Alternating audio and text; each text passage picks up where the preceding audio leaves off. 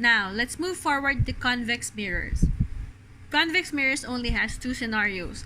The first one, if the object is near the surface of the mirror. And scenario 2, if the object is far from the surface of the mirror. Okay. In this case, in these two types, I will be using the 4 different special rays. Let's start off with the first one.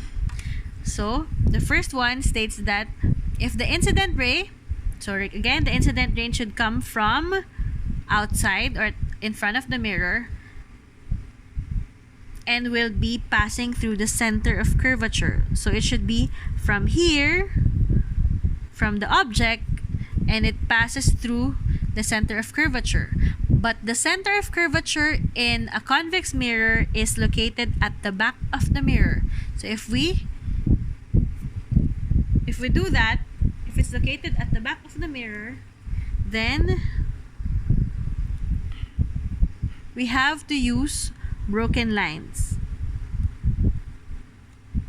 to indicate that it's at the back of the mirror. Okay?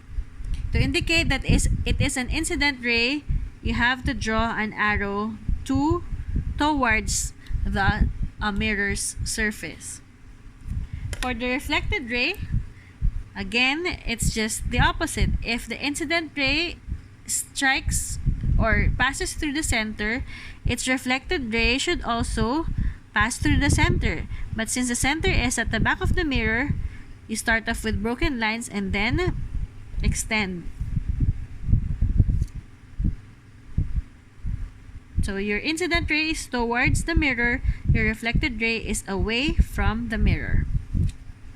Special ray number 2. Incident ray, again, coming from this object towards the mirror. If the incident ray is parallel to the optical axis,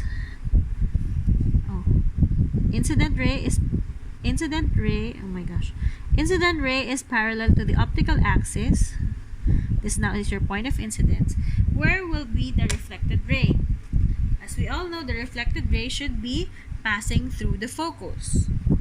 If the focus is at the back of the mirror, then from this point of incidence, you have to draw a line that would connect the point of incidence towards the focal point or the focus. But since it's at the back of the mirror, you have to draw broken lines. Okay, remember, this is a reflected ray, so it should be reflected outwards.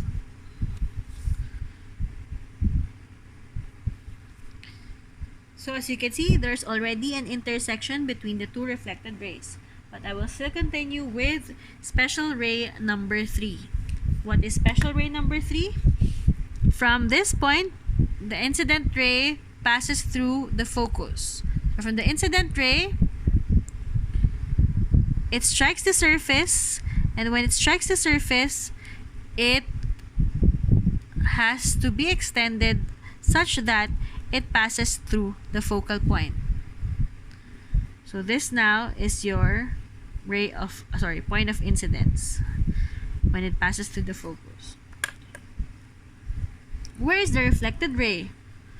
The reflected ray should be parallel to the optical axis, and the reflected ray would always come from the point of incidence. Since this is where the point of incidence is, you have to draw a line that would be reflected outward and extend the line at the back of the mirror. Outward, extend the line at the back of the mirror. So this now is your reflected ray extended at the back of the mirror. So you can see it also is intersects with the same point with the other blue lines. Those are your reflected rays. Next, special ray number 4. Special ray number 4, as we know, when the incident ray strikes the vertex. Okay, so from the incident ray, it strikes the vertex. How do we know where the reflected ray is? Again, if this is your point of incidence, you draw a tangent line. Alright? This tangent line becomes your reflecting surface. So anything that is perpendicular, so that tangent line, perpendicular, this now becomes your normal line. So from there, the protractor should be situated such that the normal is at 0, and then the mid portion of the protractor should be at the vertex. So you measure the angle of incidence from the normal towards the incident ray. So normal towards the incident ray, so that would be 10, 20, 30, 40, 40, 45, if I'm not mistaken. 45, 46. No, it's 49, I think.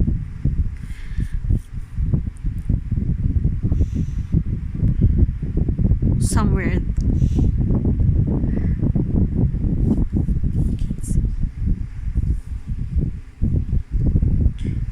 Should be 0. This one. Around 44 or 45.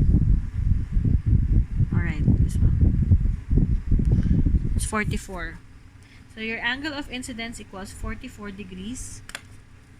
Then what should be your angle of reflection? Remember, they are equal. So this should also become equal to 44 degrees. So you flip your protractor and then measure 44 degrees from the normal. As you can see here, that's 0, 10, 20, 30, 40, and then somewhere here. And you draw your reflected ray.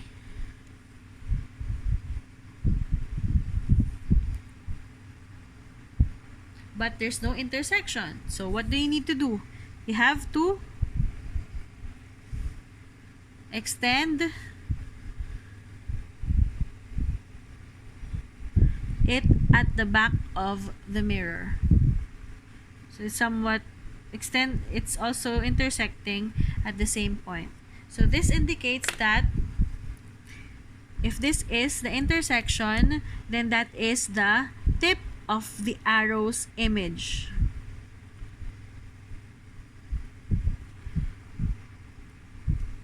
So what can we say about the image as compared to the object?